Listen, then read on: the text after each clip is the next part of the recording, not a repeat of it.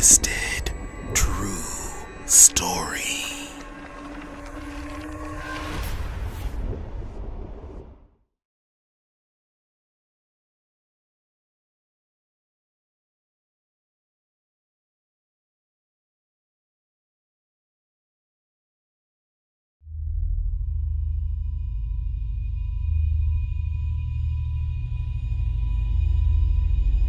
I'm sure you've heard of school lockdown stories, but this one is a little different because the only people that were in the school was the school secretary and me.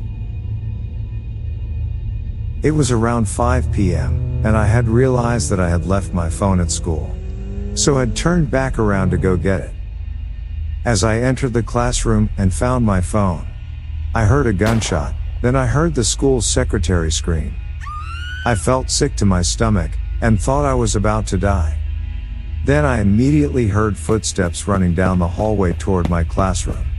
So I panicked and grabbed the nearest object, which was only a ruler. Then the door flung open, and it was Mrs. Reynolds with a bullet wound in her arm, and blood was oozing from it. She told me that there was a gunman in the school, and it was her very jealous ex-husband who had been threatening to kill her for quite some time now and was there to finally kill her. I immediately grabbed my cell phone to call the police. But for some odd reason, I was getting no signal.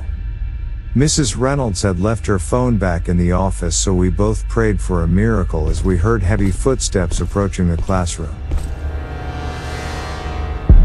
I know you're in there, and I'm going to kill you. Time to die. Then the door flung open.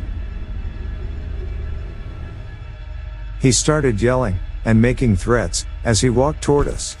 But by the grace of God, he slipped in Mrs. Reynolds' blood on the floor, hit his head on one of the desks, and was out cold.